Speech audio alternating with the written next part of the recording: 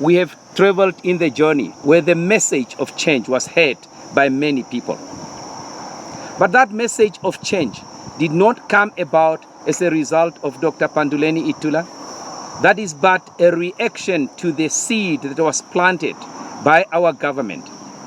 A seed of corruption, a seed of neglect of our students, a seed of neglect of our people, a seed of neglect of our 995,000 people living today in shacks without dignity, without basic needs such as water, electricity, and sanitation.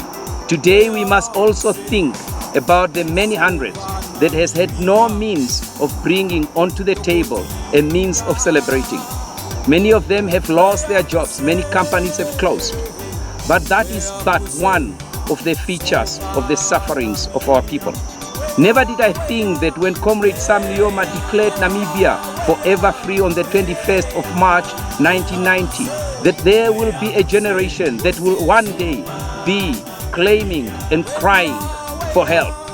Never did I think that a generation of Namibians will come up asking to be liberated from the chain of colonialism, of oppression, of a chain of corruption meted out to the Namibian people, the looting of our wealth, the sale of our land. When we coined the phrase, Namibia is all we have, that Namibia is not for sale, that Namibia shall be saved, and that we shall save Namibia. That was coined in order to make the Namibian people understand that unless you stand up, the future is in your hands. The destiny of the people of Namibia is in your hands. Whilst you are celebrating, prepare yourself for the year of general mobilization for final victory against the forces of corruption, against the forces of corruption in our country, those that are looting our nation. Enough is enough.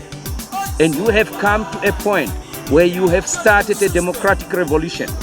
Let me caution you, whilst you are right in what you are doing, respect the other person. Respect the office that they occupy. Be despised upon their actions and the fact that they are raping Namibia from its wealth. Do not tolerate their illegal and their injustices, but never provoke them.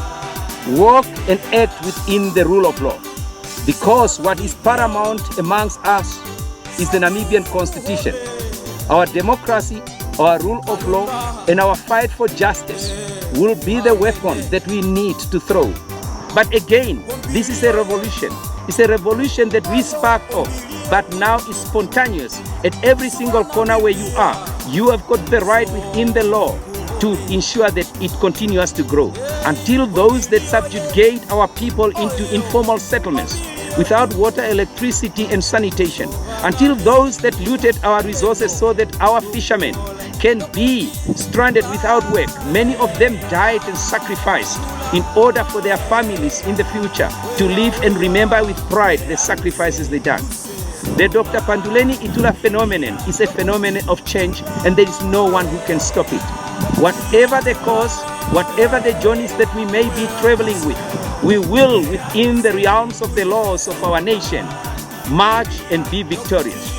No mountain will be too high for us to climb, because our convictions are too high for us to give away. But once we got to the top of the mountain, we truly would have conquered it, and we would have conquered the enemy of change. We would have conquered the corrupt leaders, and we would have ensured that from the tactiles of height, we shall rule our nation with prosperity. Truly a nation liberated, a nation that will survive, a nation that will be proud of itself. So raise the banner of liberty, land of diverse contrasts.